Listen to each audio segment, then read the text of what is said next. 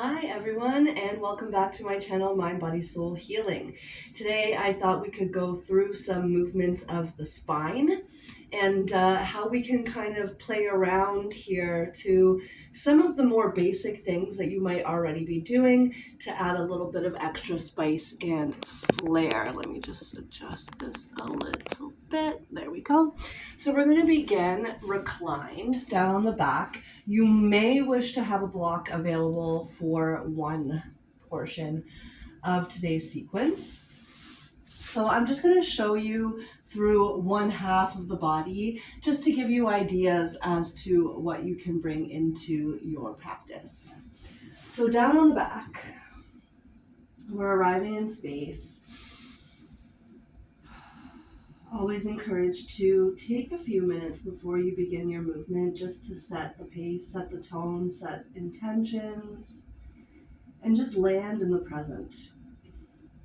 You know, it's great to have mobility exercises and things like that in your routine,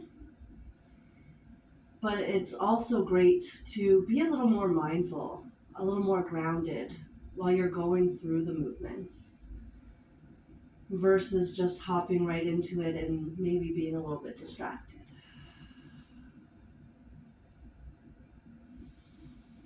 So let's hug the knees in towards the chest on our exhale, and our first variation would be from your spinal twist. So taking the legs over to one side and the opposite arm peeling open towards the floor, and remembering that you usually want to focus more on the grounding of that shoulder than the grounding of the knees. So if your twist is more up here, that's still okay.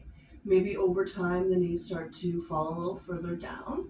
You can always bring your blocks underneath the legs to give you some extra support there. But as we add in a little more interest, let's say, towards our poses, let's take a bend of that elbow of the leg that's extended, of the arm that's extended long, and bring your fingertips just behind the ears. Taking a deep breath in here. And on your next exhale, you're going to roll into a fetal position towards your legs. Let that elbow close down like closing a book. And then on your next inhale, you're peeling yourself back open. Exhaling to close over. And inhaling to peel open. Really maximizing here through your thoracic spine. And of course, Bonnie finds out that I'm filming a video and wants to come in and get his moment of fame. So, taking as many of those thoracic twists through the spine as you would like. And when you peel back open into your twist, you're going to find a bit of core engagement and bring the legs up through center with you. Hugging the knees into the chest, let's give a rock and roll up and down the spine and come to a seated position. Now, not everyone feels comfortable cross-legged or able to find a long spine with this position of the legs. So if you are comfortable cross-legged, come there. Or if you prefer, you're going to plant your feet, hold on to the tops of the shins this way. We're going to come through our seated cat-cow. If your feet are planted, feel free to allow the legs to open a little as you pull the chest forward into that seated cow pose. And then wherever you are, cross-legged or feet planted, you're holding on to your shins as you round back for a little extra support. So we inhale to peel ourselves open, and we exhale to round. So I like to start off here because a lot of people are going to come through a more standard motion of the spine through your seated cat-cow. So again, doing as many of those as feels right, and really feel like playing here with how much depth you get. Really pull, pull, pull. And really scoop back as much as you can. Eventually, we're coming up. Maybe you're rocking over the legs or sweeping them off to the side as you find yourself here in your tabletop position. So coming back to similarly what we did in our spinal twist, but this time through our thread the needle.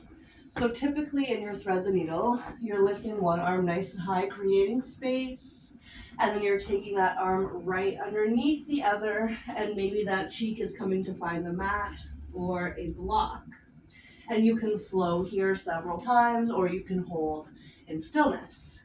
Instead, let's take a bend of that elbow, bring it behind the ears, and as you exhale, you're just tapping elbow to elbow, and then inhale to peel back open. The focus here again is your thoracic spine, which is the upper middle portion of your back. Doing that a few times, and notice that you might feel a little more restricted in the spine because this is your true spinal mobility. And then when you add in that arm opening and you peel maybe a little more, notice what the body's doing, and then go ahead and take your thread, maybe stay for a couple of breaths. Coming back to our tabletop and exploring our cat-cow again.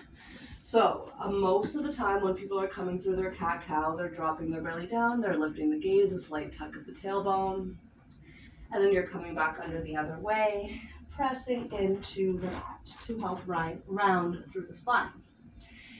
Come back to your neutral position here, your tabletop, finding a little bit of core engagement. We're going to come incrementally through the spine.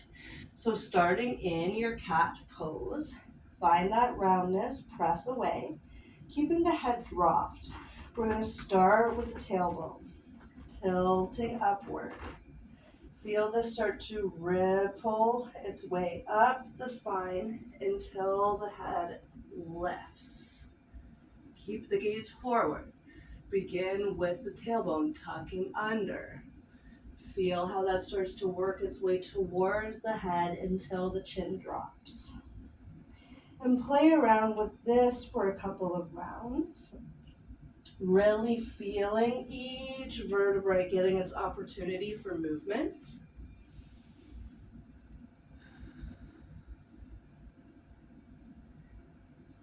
And then maybe you add in a bend of the elbows, really scooping forward,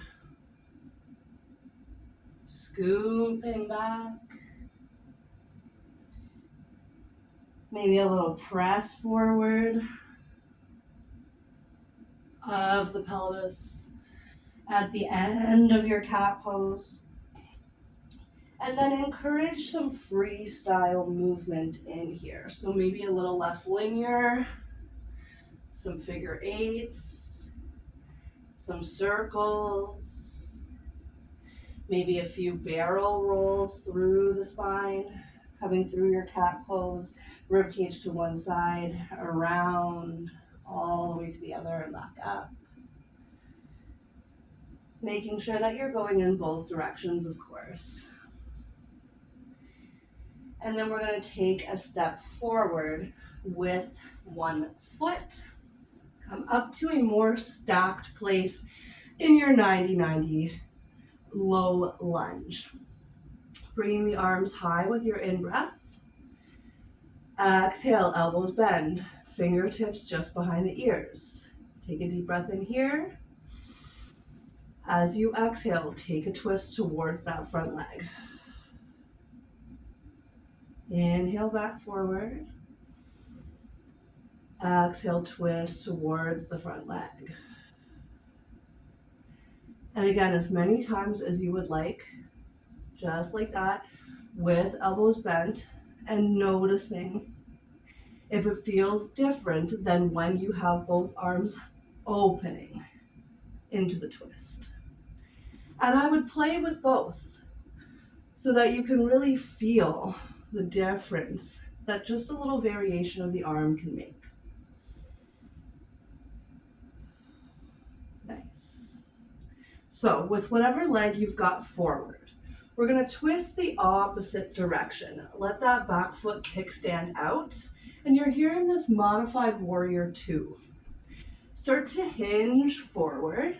Forearm can come to the thigh if you would like, or you're going to reach your hand down. Now we're already a little closer to the ground, so more than likely you won't need your block here, but if you want to bring it in underneath that bottom hand, and then we're going to thread that top arm underneath the leg. Inhale, open. Exhale, thread under that front. Couple times just like that. And then bring yourself back forward. Frame that front foot. Lift the back knee. And we're going to take it around to our wide-legged forward fold. And this is the place where maybe you want your block, depending on how much hamstring or inner thigh flexibility you have. And then I want you to bring your attention to your pelvis. And I'll turn back around again in a moment so that you can really see the hip action. So as we have one hand directly under the face, we're going to start to peel open into this wide straddled twist. And then close back down. Switching sides. Now the importance here, if you want to keep this mobility work in your spine, is keeping your hips square to the mat. So this is where I'm going to turn back around and show you what I mean between square and not square. So we're here in our wide-legged fold. Oftentimes, as you start to peel open, now watch my hip, one hip starts to drop, and that does allow you to feel more open. But that is from the drop of the hip. If you were to square your hips back, notice how my arm starts to drop down because I'm limited here in the range of motion of my spine. I'll show you that on the other side. So watch the hips right now, they're square. That means they're both equally facing the mat. As I start to twist and that one hip drops down, as I open, I'm having a feeling of more openness, but at the compromise of my hip. So as we square back out, the twist of the spine becomes a little less, but that's what we want to work towards. And so that is a few things that I thought you could bring into the practice that you might already be doing, just to explore your range of motion, explore how tiny tweaks can really affect the movement that you're going through, and then explore how this affects your ego. You know, when you feel really open versus feeling more restricted, but honoring that this is the true mobility of your body. And that's not a bad thing. We show up every day, we put in the work, and it's not a linear journey either. Some days we have more, some days we have less. And the importance is showing up for yourself and experiencing the whole. So I hope that you enjoyed these tips and tricks. Let me know if you were able to give them a whirl, and have an amazing rest of your day, everybody. Take care of yourself. You deserve it.